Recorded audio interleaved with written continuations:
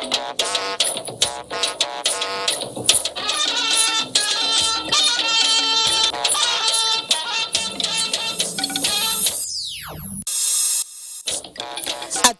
Nigeria's critical infrastructure a priority, President Buhari assures Presidential Economic Advisory Council. Revenue performance would not been able to realize almost 82%. Federal government and Labour dialogue to clear grey areas in governance.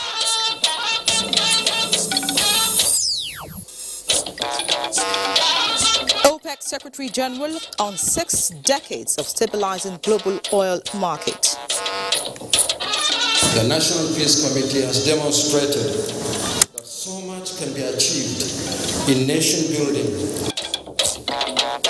Plus, candidates in the Edo governorship race on a peace mission as International Democracy Day is marked.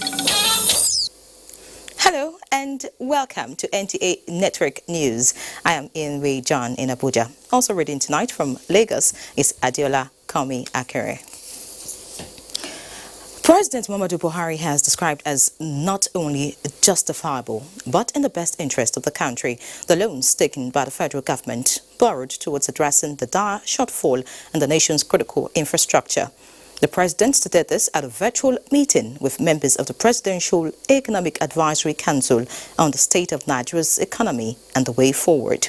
Details will be brought to you in the course of the bulletin. Vice President Yemi Osinbajo this Tuesday attended an extraordinary summit of the Economic Community of West African States, ECOWAS, on the situation in Mali.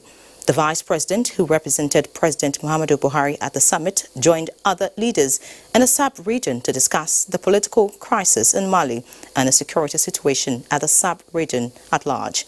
The Accra ECOWAS extraordinary meeting forms part of several efforts by leaders in the sub-region to resolve Mali's political crisis. While in Accra, the Vice President also met with representatives of the Nigerian community in Ghana to discuss issues bordering on their well-being on the West African country. The Vice President was accompanied by the Minister of State for Foreign Affairs, Ambassador Zubairu Dada, and is expected back in Abuja today at the end of his engagements in Ghana. The Organization of the Petroleum Exporting Countries, OPEC, no doubt has been in the news, and for obvious reasons too, marking 60 years of stabilizing the global oil market. In the next report, Lydia Sampson puts OPEC's challenges in a new era in focus. Years on, the Organization of Petroleum Exporting Countries is now an integral part of the international energy community and the multilateral system. The organization has expanded its activities to champion issues affecting mankind as a whole. OPEC Secretary General said, and I quote, "I often think back to that day in 1960, the mood in Baghdad, how those visionaries envisaged the future of OPEC and the oil industry. What is clear is that what was set in motion has stood the test of time." End of quote. He said OPEC still has the same core objectives of order and stability in the global oil market, but its role has also broadened considerably in terms of deeper cooperation with other producers, dialogue with a host of industry stakeholders, and an embrace of human concerns such as sustainable development, the environment, and the energy poverty eradication.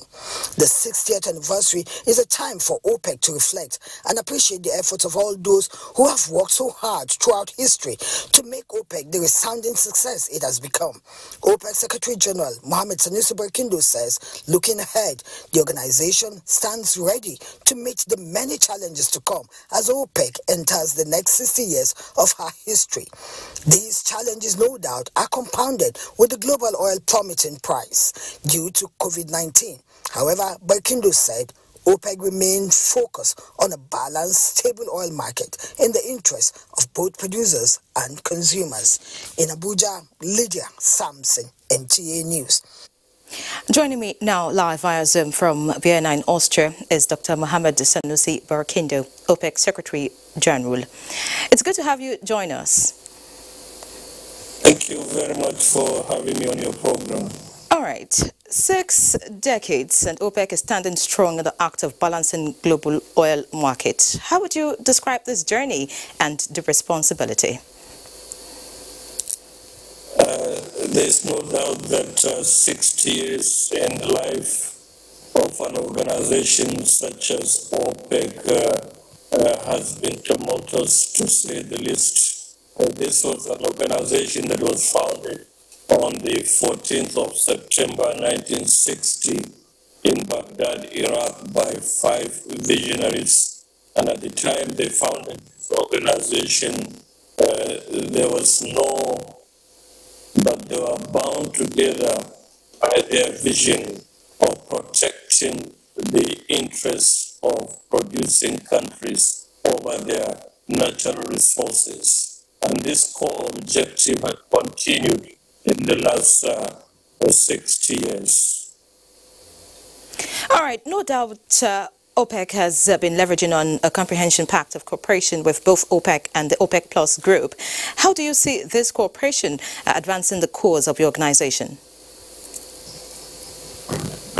In 2016, December, to be specific, during the depth of the last downturn in oil markets, OPEC reached out to the major non-OPEC producing countries led by the Russian Federation to sign a pact. First time brought 23 producing and exporting countries to jointly help to restore stability to the oil market. And if you recall, the last downturn was then the worst in the history of oil, when prices plunged by nearly 80% and sent almost all our member countries into deep recession. And this partnership with the OPEC continued till date, and it had become even more potent since another catastrophic collapse in oil prices, and that has affected all our member countries and indeed the global community. All right, do producing countries see a glimmer of hope occasionally as regards revenue occurring to them? What will be your word on OPEC relevance and member nations strategizing in this new normal occasioned by the coronavirus pandemic? We believe that the worst is over. What we witnessed in the second quarter of this year, when prices plunged in New York to sub-zero values, was never witnessed in the history of oil, not just OPEC. And gradually we are pulling ourselves out of this slump. We embarked on the longest, about 9.7 million barrels a day for 2 years. This is also unprecedented because of the extraordinary challenges posed by this pandemic. So I can tell you that while the worst is over, we are gradually seeing a recovery in the global economy and demand for oil, and we project that we will see a strong rebound in the market, especially beginning from next year. All right, thank you so much, Dr. Barkindo, for your time, and once again, congratulations. Unfortunately, we cannot continue with this interview because of the poor audio quality. Now, back to our earlier report. President Muhammadu Buhari has described as not only justifiable but in the best interest of the country the loans taken by the federal government. Details of this report is ready, and Adamu Sambu has it. During the interactive engagement, which lasted more than 3 hours, the Presidential Economic Advisory Council, led by Professor Doin Salami, made some recommendations on poverty reduction and stimulation of the non-debt investment inflows. The members highlighted steps for effective implementation of government's plan to lift 100 million Nigerians out of poverty. Most importantly, the council promised to set out a full policy paper that will in the first instance stop more Nigerians from falling into poverty as well as reducing the poverty headcount in the country. The Presidential Economic Advisory Council also outlined a number of measures aimed at improving investor perception of the country and the proposed establishment of a $5 to $10 billion investment and growth fund. The council also used the opportunity to express support and solidarity with the Buhari administration on its recent policies, especially the implementation of reforms encapsulated in the Companies and Allied Matters Act 2020, recently signed into law. Others are the reforms in the energy sector and the decision of the Central Bank of Nigeria to match the exchange rate of the naira versus other foreign currencies.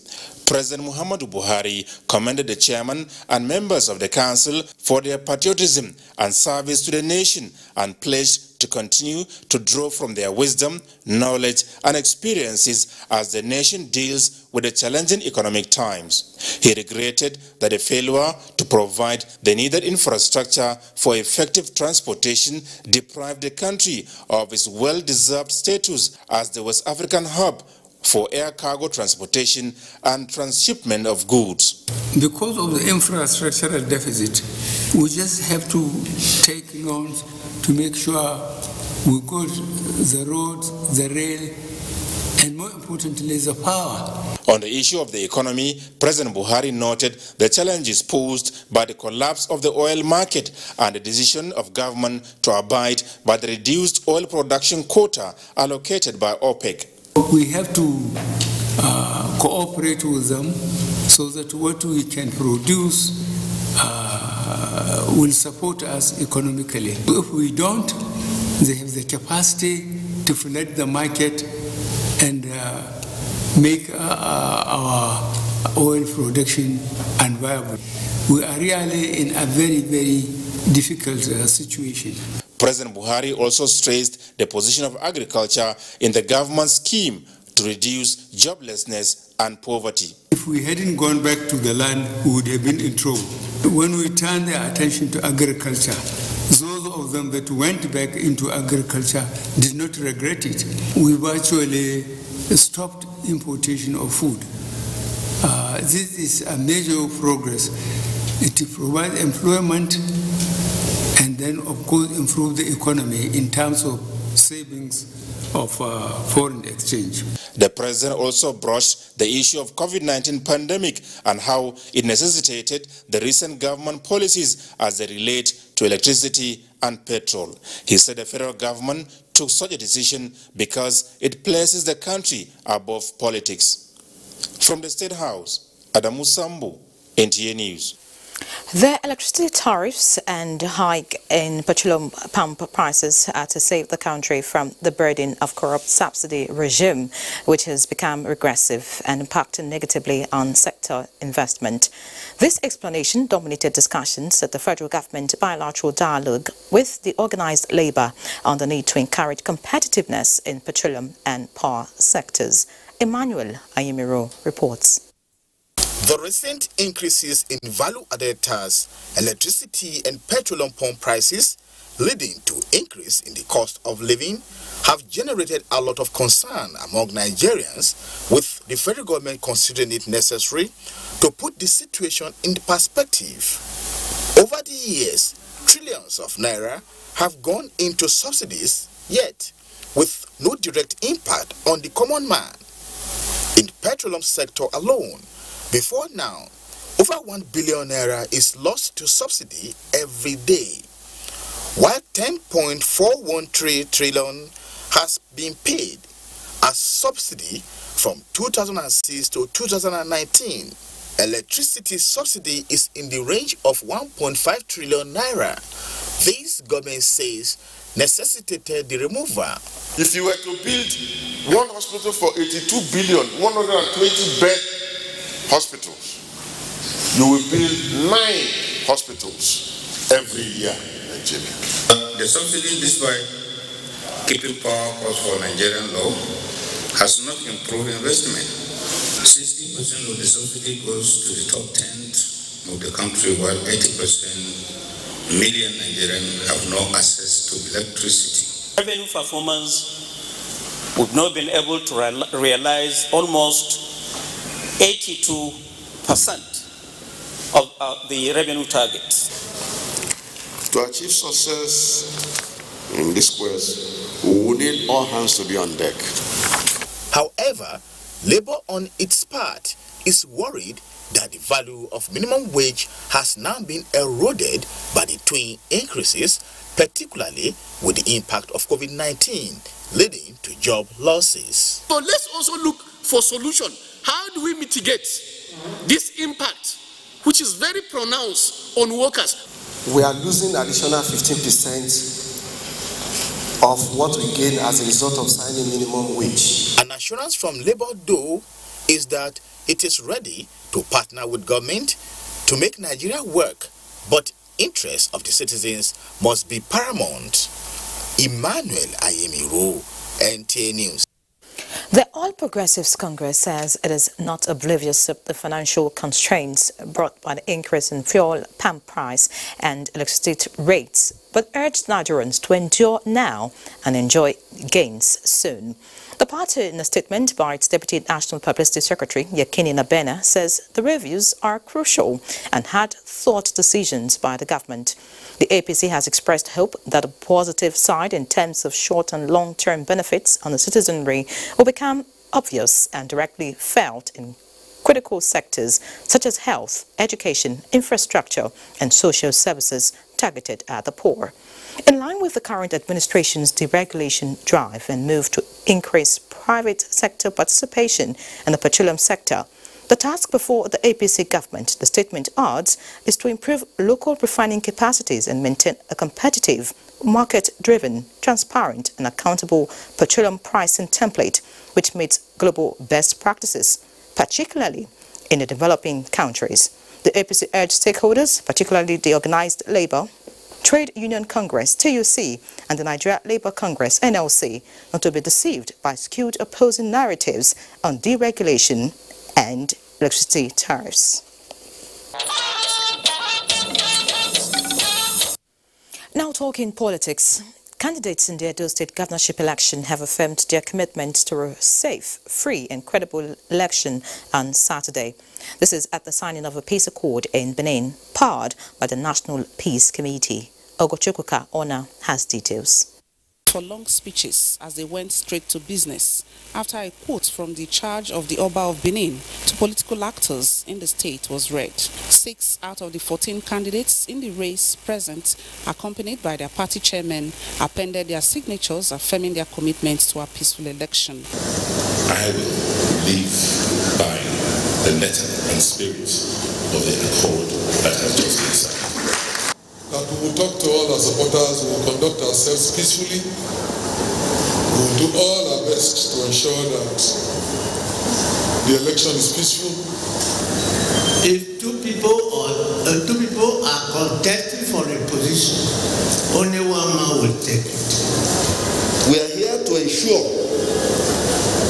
a hitch-free, fair, credible and safe election again. The signing of the peace accord should not be seen as a mere ceremony. For me as a priest, I liken it to an exchange of vows. We are completely acceptable to the peace accord and will be part of those who are to ensure it is driven to the objective for which it was first engaged. The National Peace Committee has demonstrated that so much can be achieved in nation building by the force of moral rather than statutory authority. For the chairman, National Peace Committee, peaceful election on Saturday is a task that must be achieved. We, as a people, should aspire to see Nigeria where people feel safe to come out of their homes to cast their vote without any fear and need for police deployment. In Benin, Ogochukwuka Ona, NTA News. As part of concerted measures aimed at assisting in ensuring a hitch-free electoral process in Edo State, the Federal Road Safety Corps has deployed 1,500 of its personnel to cover the forthcoming gubernatorial elections, which is slated to hold on Saturday, 19 September 2020. A statement by the Corps Public Education Officer, Assistant Corps Marshal Bisi Kazim, indicates that the FRSC team is to be led by the Zonal Commanding Officer, RS5, Benin, to be assisted by Assistant Corps Marshal in charge of Federal Operations at the Federal Road Safety Headquarters and Sector Commander, RS51, Benin. While stating that the FRSC 122 emergency toll-free line remains open to the general public to reach out in case of any unforeseen circumstances that may arise, Kazim noted that the Corps Marshal, Dr. Boboye Oyeyemi, equally approved that a total of 35 vehicles, including 2 trucks, ambulances and other operational vehicles, be deployed to aid the electoral processes in the 18 local government areas of the state. It's one of the youngest international days proclaimed by the United Nations, but it remains one of the oldest institutions. Yes, the International Day of Democracy, launched by the UN on the 15th of September 2007. As Nigeria joins other countries to mark this day, what are some of the impediments of the practice of democracy in the COVID-19 era? Mia Ogidi reports. Democracy, Athens' best gift to the world, loved by many in principle, distorted in practice by few. This is the paradox of contemporary democracy in many countries. Respect for human rights, holding of periodic elections, value for freedom and inclusivity in the areas of affordable health, education and justice are 4 critical points in the practice of democracy.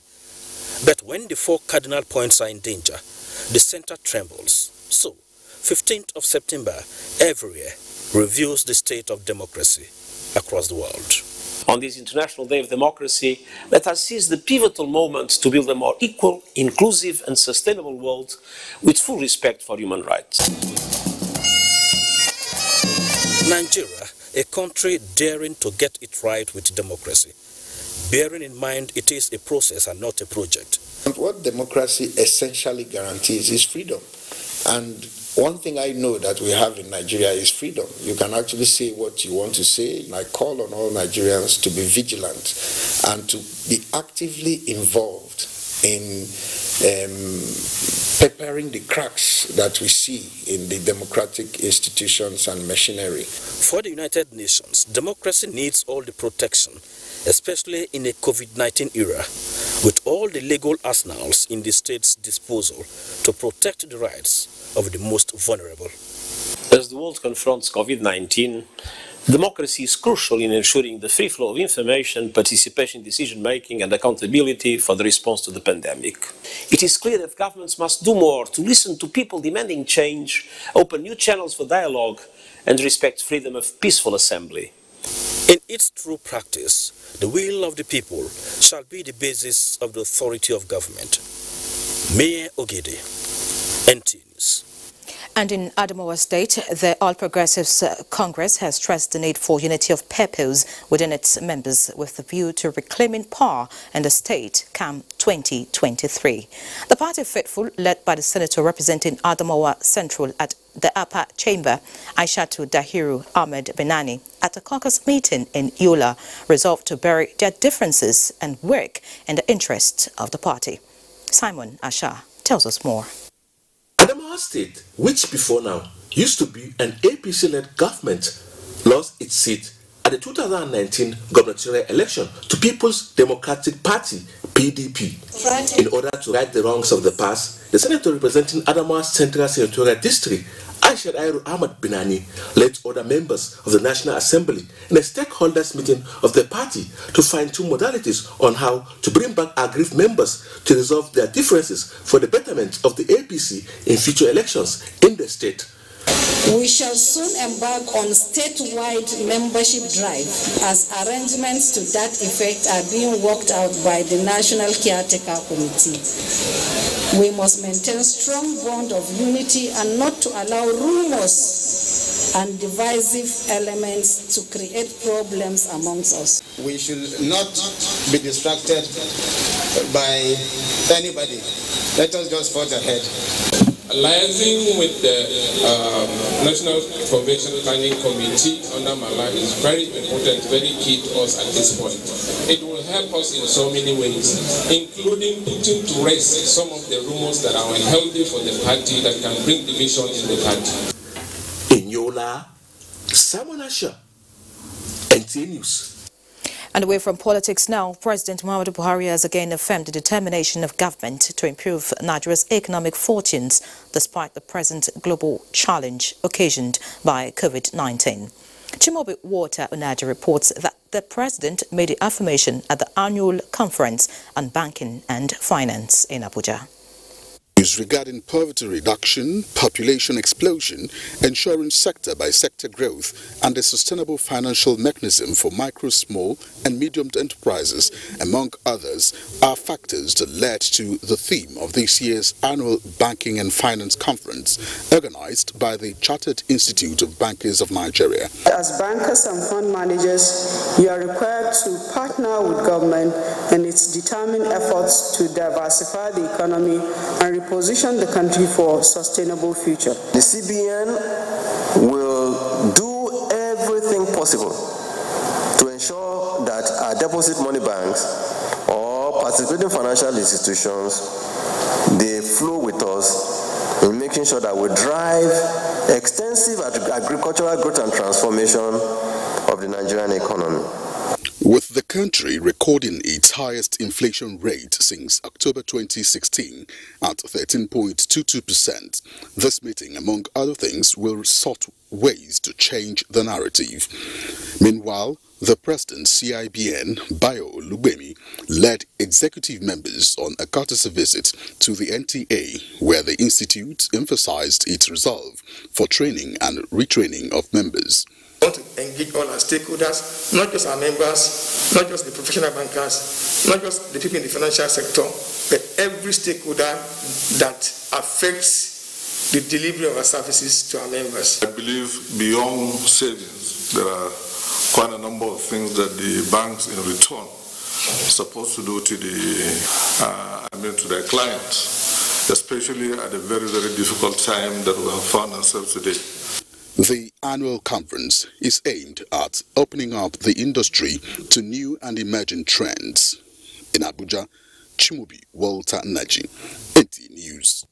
In other news, a total of 1,785 new wigs have been called to the Nigerian bar, having successfully passed the January 2020 bar final examination. Amenka Marachuku reports that 5 lawyers made first class at a ceremony held at the Eagle Square by the body of benches in Abuja. The new wigs have passed through the sounds and rigorous training at the Nigerian Law School, were excited to have met the requirements of court to Nigerian bar. By virtue of the fact that I emerged as the best graduate student at the Nigerian Law School, I hope to contribute my quota to issues that are arising within the Nigerian Bar Association. I feel so happy and I'm very, very excited. The anticipated day is now here. Chairman Body of Benchers, OCJ Okocha, admonished the new lawyers to uphold the hallmark of legal profession, which are honesty and integrity. And always remembering that upholding the rule of law is the motto of the Nigerian Bar Association, and we are sworn to do justice to all manner of persons without fear or favor, affection or ill will. You have to be committed, you have to be burning midnight oil, so by the time you acquire the necessary experience, the dividend will start flowing. The Director General of Nigerian Law School, Professor Isahayatu Chiroma, said the candidates were groomed in the best ethics of the legal profession. The profession is not to make money, but to serve. To serve also with dignity, respect and honor. They have to broaden their horizon because the world is changing rapidly. The ceremony was held in compliance with COVID-19 regulations and safety protocols. In Abuja, Amenka Marachuku, NTA News. Meanwhile, the Court of Appeal in Abuja has upheld the conviction and sentencing of a pastor Apostle Basil Princewell for raping a 14-year-old girl and attempting to abort the pregnancy. In a unanimous judgment of a panel of 3 on Tuesday, Justice Stephen Ada said the appellate court found nothing wrong with the judgment given on June 25, 2019 by Justice Hussein Baba Yusuf of the High Court of the Federal Capital Territory. Justice Baba Yusuf had in the judgment convicted Princewell, founder and general overseer of the Mountain Mover Fire Ministry of International Nigerian, Abuja, on 2 out of the 4 counts contained in the charge on which he was tried.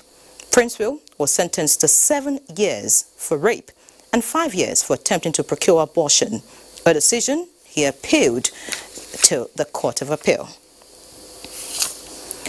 Now, the reopening of airports, especially for international flights, appeared to have taken off smoothly. But there are some conditions accompanying the resumption that the Senate believes might affect the system if not reviewed. The Senate Joint Committee on Health and Aviation met with the Presidential Task Force on COVID-19 for explanations. Ignatius Nko reports. It's been a seamless reopening of Nigeria's aviation sector 6 months after the COVID-19 induced suspension, not without some preventive measures. The Senate Joint Committee on Health and Aviation has some reservations on the 2 mandatory tests within 72 hours intervals for passengers. The National Coordinator of the Presidential Task Force on COVID-19, Dr. Sani Aliu, explained that the reason for a double test is to check passengers who might be coming into the country with fake test results. There were situations from specific countries where we had up to 40% of the passengers in a single flight coming in with a negative COVID-19 PCR result and subsequently being tested and found to be positive. What we are talking about right now is for now. What the picture will be like next month, 2 months' time, 3 months' time, we are not very, very sure. I believe that by that time we shall have a test that maybe gives you a result in 1 hour.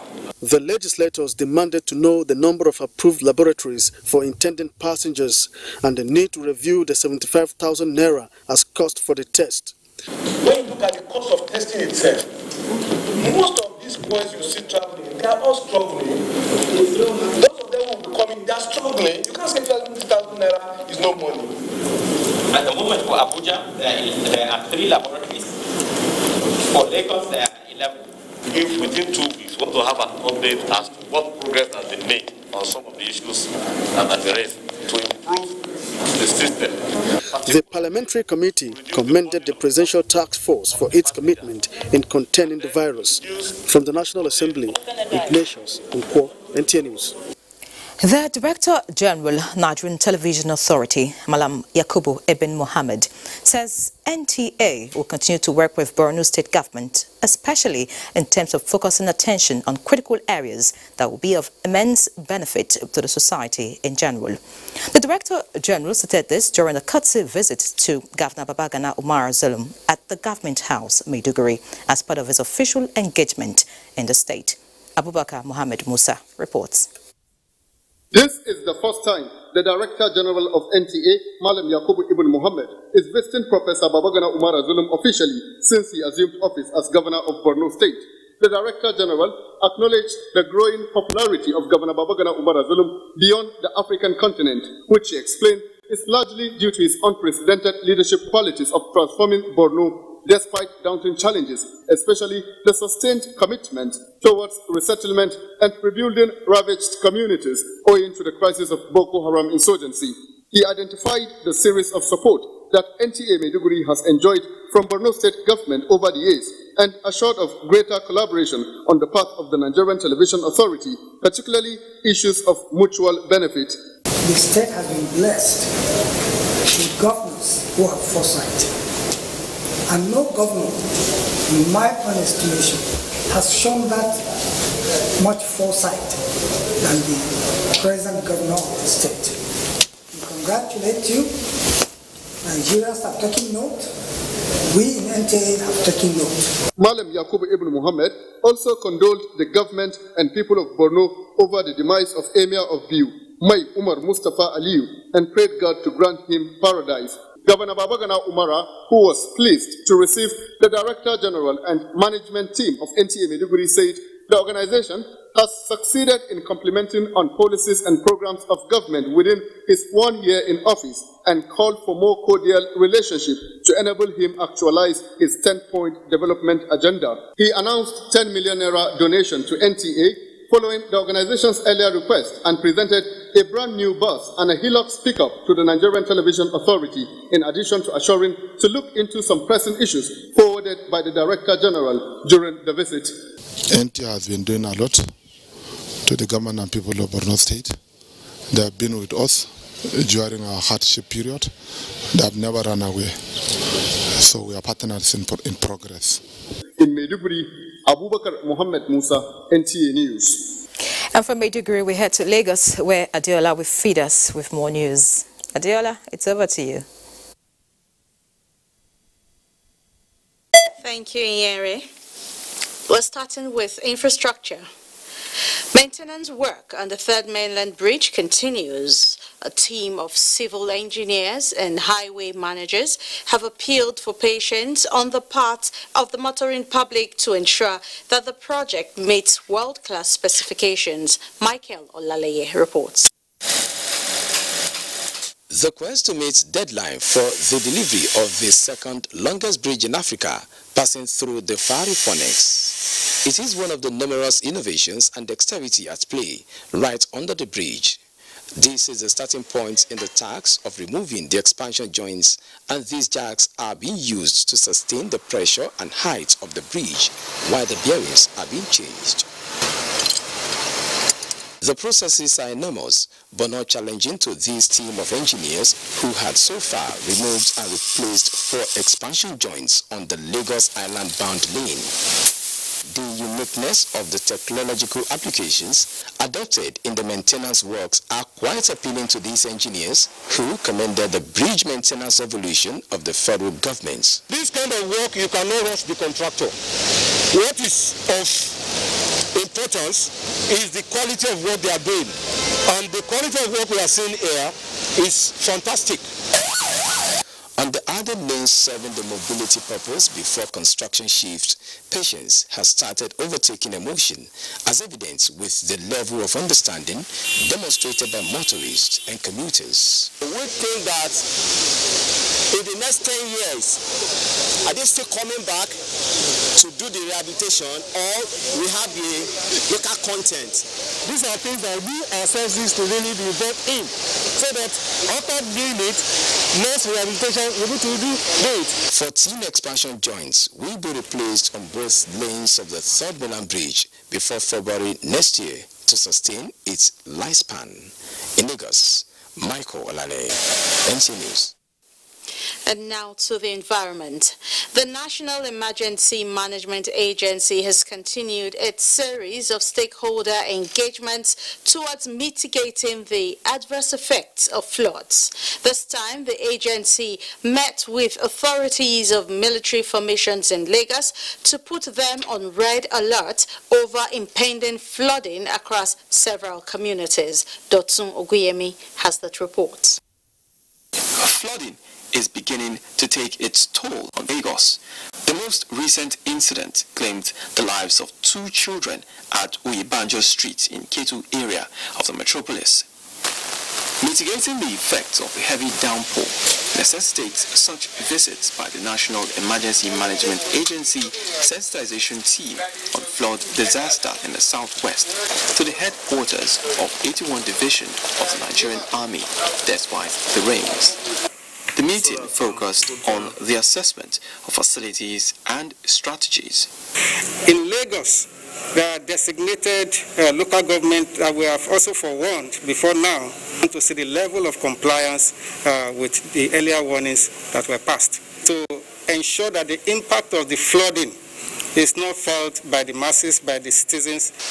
On its part, the Army has activated the 65 Battalion, which is the unit responsible for disaster and emergency response. We also have another unit earmarked as a disaster response unit in Alamala Barracks. That's the 35 Artillery Brigade, who have also placed their troops on standby in the event of any eventuality. The NEMA delegation also visited the Nigerian Air Force Logistics Command, 301 Heavy Lift Group, as well as the Western Naval Command of the Nigerian Navy. In Lagos, Dotun Oguyemi, NTA News. We'll take another... Good to have you back. Unfortunately, we cannot go to Sokoto as earlier announced due to unstable signals from that end. We'll continue here in Abuja. Now, authorities of the Nigerian Railway Corporation have described as untrue and mischievous a story on the social media alleging that an Abuja-bound passenger train was attacked by armed bandits.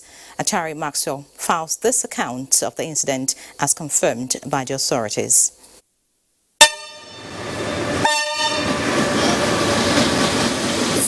The train alleged to have been attacked by armed bandits while conveying passengers to Kaduna from Abuja, a story that gained popularity on the social media. While debunking the reports as fake news and mischievous, the station manager, Rigasa train station, Aminu Ibrahim, confirmed that some miscreants had actually thrown stones at the moving train at a village called Gidan along the Kaduna-Abuja rail track. It is a stone, not bullet.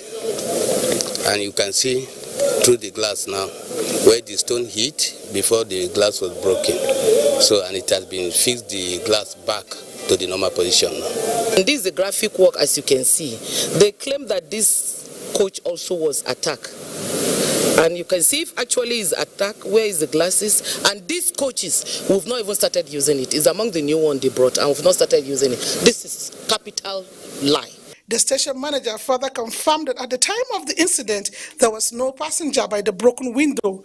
Hence, no one sustained injury. We called the security on board that they should go to the village head and tell them to warn their children that if such thing happen again, we are coming to pick them. He therefore advised the public against peddling unsubstantiated stories. In Kaduna, Achari Maxwell, NTA News. Time for another quick break. Network News continues shortly. Welcome back. Let's now talk sports. All is now set for Maiden Beach Volleyball Open Championship in Jalingo. Taraba